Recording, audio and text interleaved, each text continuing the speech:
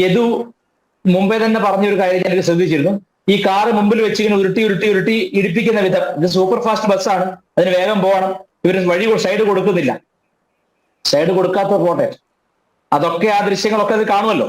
Side കൊടുക്കാത്ത പോട്ടെ, അതൊക്കെ കഴിഞ്ഞ് കുറുകെ ഇടതുവശത്തൂടെ കുറുകെ കൊണ്ടിട്ടിട്ട് ഞാൻ ആരാന്നറിയില്ലേ, നിന്നെ എന്ത് ചെയ്യാൻ നീ കണ്ടോ, നിന്റെ ജോലിയുടെ അവസ്ഥ എന്താണെന്ന് കണ്ടോ. ഇങ്ങനെയുള്ള ധാർഷ്ട്യമൊക്കെ പഴയ ഹെഡ് കുട്ടമ്പിള്ളയുടെ മാതിരി ആ ഒരു മനസ്ഥിതി, ഫ്യൂഡലിസ്റ്റിക് മനസ്ഥിതിയിലാണ് കമ്മ്യൂണിസ്റ്റുകൾ ജീവിക്കുന്നതിന് തെളിവാണിത്.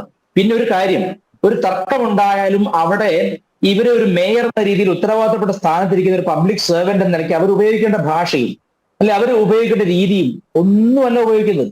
ഞാൻ ചോദിക്കട്ടെ, നമ്മുടെ ഇന്ത്യൻ പ്രസിഡന്റിന്റെ വാഹന വ്യൂഹത്തിനുള്ളിലോട്ട് ഇവരുടെ വണ്ടി ഇടിച്ചു കയറ്റിയവരാണല്ലോ. അത് ഈ ആര്യ തന്നെയല്ലേ? അതെ. അപ്പോ നിയമലംഘനത്തിനെതിരെ ഘോരഘോരം പ്രസംഗിക്കുന്ന പൊതിച്ചോർ സംഘടനയുടെ ഡിവൈഎഫ്ഐയുടെ നേതാക്കന്മാർ എന്താ പറയുന്നത്? ഇന്ത്യൻ പ്രസിഡന്റിന്റെ വാഹന വ്യൂഹത്തിനകത്തേക്ക് ഇടിച്ചു കയറാൻ പാടില്ല, അത് മേയർ, അത് ആ നിയമം അറിയാത്ത ആളല്ല.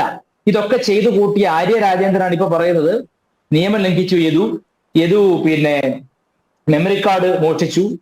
നോക്കൂ, ഒരാളെ തകർക്കാൻ അവനവൻ ചെയ്ത ഡ്രൈവ് ചെയ്യുമ്പോൾ ലൈംഗിക ചേഷ്ട കാണിച്ചു എന്നുള്ളതാണല്ലോ ഏറ്റവും വലിയ ആക്ഷേപം. നോക്കൂ, അല്ല ശരിയായിരിക്കാം, ഞാൻ പറയുന്നത് അത് ശരിയായിരിക്കാം. ഒരു പക്ഷേ അയാള് ഇടത്തേക്ക് എന്നുള്ള സിമ്പിൾ കാണിച്ചിരിക്കും. കേരളത്തിലെ ഏറ്റവും വലിയ അശ്ലീല ചേഷ്ട ഇടതുപക്ഷത്തേക്ക് എന്നുള്ളതാണല്ലോ. ഇടത്തേക്ക് തിരിക്കുന്നു എന്നിട്ട് കാണിച്ചു കാണും കൈകൊണ്ട്. ഇടതുപക്ഷം എന്നതിനേക്കാൾ വലിയൊരു അശ്ലീല ചിഹ്നം ഞാൻ എന്റെ ജീവിതത്തിൽ കണ്ടിട്ടില്ല.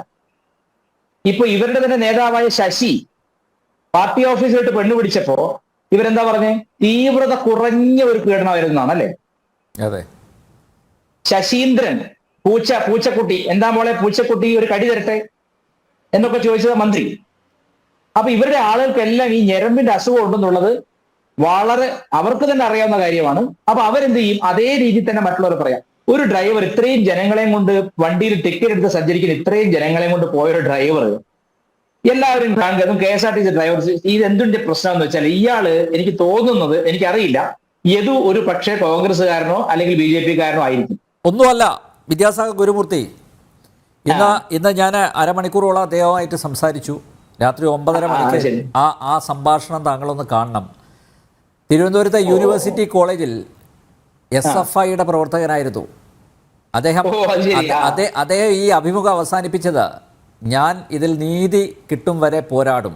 ഇപ്പോൾ പ്രൈവറ്റ് ബസ് ഓടിക്കാൻ അദ്ദേഹത്തിന് പല ഓഫറും ഉണ്ട്. ഒരു ദിവസം 3000 രൂപ വരെ കൊടുക്കാമെന്ന് പറഞ്ഞ ആളുകൾ വിളിക്കുന്നുണ്ട് കേട്ടോ.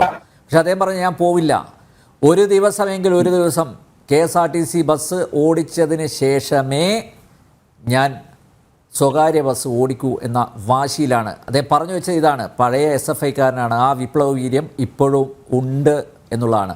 ഈ യദുവിനെ കോൺഗ്രസ്സുകാരനാക്കാനും BJP-കാരനാക്കാനും സംഘിയാക്കാനും ഒക്കെയുള്ള ശ്രമം നടന്നുകൊണ്ടിരിക്കുകയാണല്ലോ. അദ്ദേഹം KSRTC-യിലെ താൽക്കാലിക ഡ്രൈവറാണെങ്കിലും ഒരു യൂണിയനിലും അംഗമല്ല കേട്ടോ. അല്ല, കുറി തൊട്ട എല്ലാവരെയും സംഘികളാക്കിയിട്ടേ CPM അടങ്ങൂ എന്നുള്ളതായിരിക്കും ഒരുപക്ഷെ. അതെ, അയാൾ കുറി തൊട്ടിട്ടാണ് സംസാരിക്കുന്നത് പലപ്പോഴും. ഒരു അഭിമാനമുള്ള ആചരണമുള്ള ഹിന്ദുക്കളെല്ലാം ആട്ടി ഓടിക്കുക എന്നുള്ളതാണല്ലോ CPM-ന്റെ ഒരു മുഖ്യമായ അജണ്ട. എനിക്ക് തോന്നുന്ന അശ്ലീലമായ ആംഗ്യം ലെഫ്റ്റിലേക്ക് എന്നുള്ള ഒരു കാണിക്കുമല്ലോ ഇങ്ങനെ തിരിച്ചിട്ട്, അതായിരിക്കും. വേറൊരു അശ്ലീല ആംഗ്യവും എന്റെ അറിവിൽ അയാൾ കാണിച്ച എനിക്ക് തോന്നുന്നില്ല. കാരണം അത്രയും ജനങ്ങളുള്ള, മാത്രമല്ല മെമ്മറി കാർഡ് എടുത്ത ഈ പ്രശ്നമൊക്കെ തീരും. ആ മെമ്മറി കാർഡ് എന്താണ് പറയുന്നത്? എനിക്ക് എന്റെ വിഷമം എന്താന്ന് വെച്ചാൽ, ഗണേഷ് കുമാർ എന്ന മന്ത്രി, അദ്ദേഹത്തിന് ഒരല്പം കൂടെ മാന്യത ഈ വിഷയത്തിൽ കാണിക്കാമായിരുന്നു. കാരണം അദ്ദേഹത്തിൽ നിന്ന് ഞാനിത് പ്രതീക്ഷിച്ചില്ല. അദ്ദേഹം എന്തിനാണ് പാർട്ടി സൈഡ് എടുക്കുന്നത്? അദ്ദേഹത്തിന് ശരിക്കും പറഞ്ഞാൽ ശരിയാവണ്ണം ഒരു അന്വേഷണം നടത്തിയാൽ, ആ മെമ്മറി കാർഡ് കണ്ടുപിടിച്ചാൽ ആരാണ് പ്രതി എന്നറിയാലോ. എന്തിനാണ് ബസ്സിനുള്ളിലേക്ക് ചാടിക്കയറിയത്? സച്ചിൻ പുറത്തുനിന്ന് പറയാവുന്ന കാര്യമാണെങ്കിൽ എന്തിനാണ് ബസ്സിനകത്തേക്ക് കയറി എല്ലാ യാത്രക്കാരെയും നടുറോട്ടിൽ ഇറക്കി വിട്ട്? അതിനുള്ള അധികാരം ആര് കൊടുത്തു ഇവർക്ക്? യദുവിന്റെ കാര്യം നിൽക്കട്ടെ, യദുവിന്റെ കാര്യം അന്വേഷിച്ച് കോടതി തീരുമാനിക്കട്ടെ. അത്രയും ടിക്കറ്റ് എടുത്ത യാത്രക്കാരെ അവിടെ ഇറക്കി വിട്ടപ്പോൾ അവർക്ക് നഷ്ടപരിഹാരം, ടിക്കറ്റ് പൈസ തിരിച്ചു കൊടുത്തിരുന്നോ? ലക്ഷ്യസ്ഥാനത്ത് എത്തിയിട്ടാണോ ഇറക്കി വിട്ടത്? ലക്ഷ്യസ്ഥാനത്തിന് മുമ്പ് യാത്രക്കാരെ ഇറക്കി വിടാൻ ഒരു പബ്ലിക് സെർവന്റായ മേയറുടെ അല്ലെങ്കിൽ അവരുടെ ഭർത്താവ് MLA-ക്ക് എന്ത് അധികാരമുണ്ട് കേരളത്തിൽ? അപ്പൊ ഇങ്ങനെ അധികാര ദുർവിനിയോഗത്തിന്റെ അങ്ങേ തലയാണ്. അതുകൊണ്ടാണ് ഞാൻ പറഞ്ഞത്, ഇത് എല്ലാം വരുന്നത് യഥാ രാജ തഥാ പ്രജ എന്ന് പറഞ്ഞ പോലെ ഈ രാജാവിന്റെ സ്വഭാവ ശൈലികളാണ് ഇവർക്കെല്ലാം കിട്ടിയിരിക്കുന്നത്. യദു വളരെ സൂക്ഷിക്കണം. കാരണം റോബിൻ ബസ്സിന്റെ ഉടമയെ ഇവരെന്ത് ചെയ്തു, എവിടെ എത്തിച്ചു നമ്മൾ ഓർക്കണം.